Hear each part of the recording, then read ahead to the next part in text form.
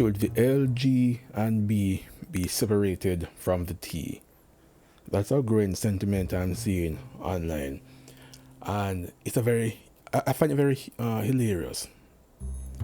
But let's take some of the strongest arguments that I've seen. They say that the L, G, and the B all deal with what you are sexually attracted to, and the T doesn't. So you're conflating two different things: sexual attractions with with perception, right?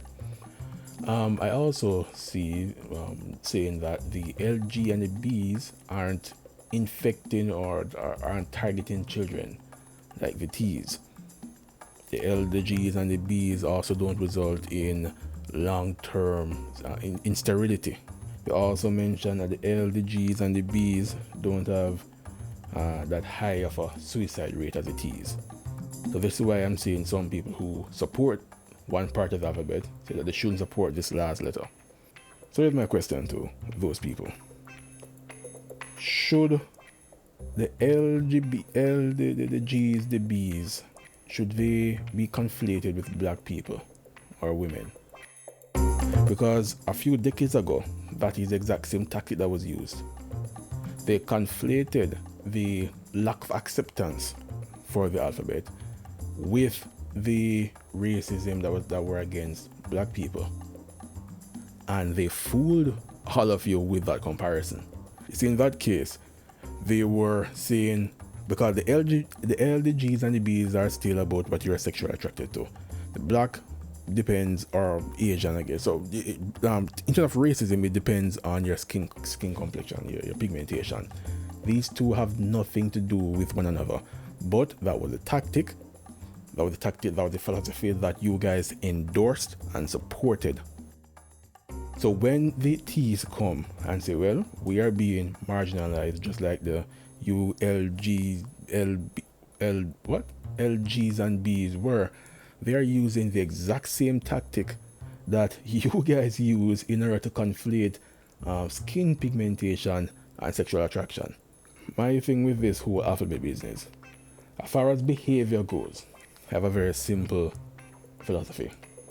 You are to analyze and assess the outcome, the logical outcome of mass adoption of a particular behavior. If that outcome is positive, then that behavior should be normalized and promoted. Children and adults, because you want the behavior to be the norm, right?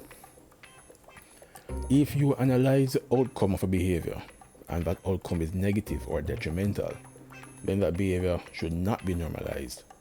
It should be, depending on the negativity, depending on the impact, it should either be outright taboo for all, or it should be restricted or left as a fringe case. That's what my view is with the alphabet thing. You look at the alphabet and say, okay, what happens if this behavior is normalized?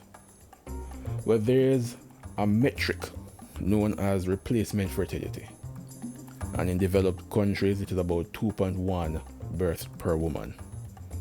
This means that if that number drops too far below that, you will face an aging population and you will have a similar country or similar crisis that France is having.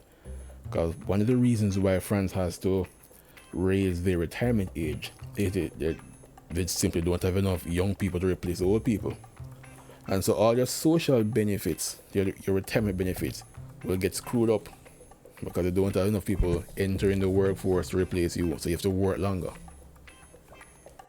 That's only one downfall of an aging population. You also run into the issue of diseases, because it's similar to what happened for COVID in the past 2 or 3 years, where suddenly well-known scientific facts were forgotten. They were just snapped out of existence. Similarly, well-known scientific facts and practices regarding sexual health have been forgotten.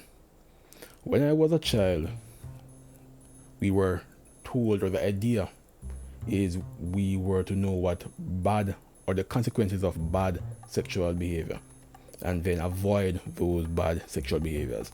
One of the bad sexual behaviors would be any type of activity that would increase your risk of contracting STDs and STIs. The most infamous of which is AIDS or HIV. According to the CDC, receptive alphabet interactions increases your chances of contracting that STD, not by 10%, not by 20, not by 50, not by 100, not by 200, not 5 times, not 10 times, but 18 times.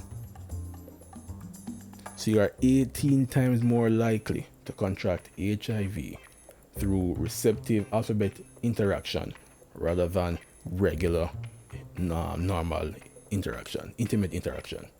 So that alone would be enough to not normalize that type of behavior. But people seemingly, so apparently AIDS no longer exists, because nobody ever talks about that aspect of the alphabet thing. That keeps saying, okay, it's normal, it's normal, it's fine, there's no downside to it whatsoever. Because apparently humans also start to reproduce by by binary fission. We start to bud probably, or like our entire being just split into like mitosis. Like we spawn clones of ourselves now. But getting back to the original question, should the L, the G's, and the B's be separated from the T's? Well, based on the precedent that you set, no. Because you did not separate the L, the G's, and the B's from black people or women. So if you conflated, and if you had no problem conflating sexual attraction with skin pigmentation or chromosome, then I don't see the problem if someone wants to conflate sexual attraction with a mental illness.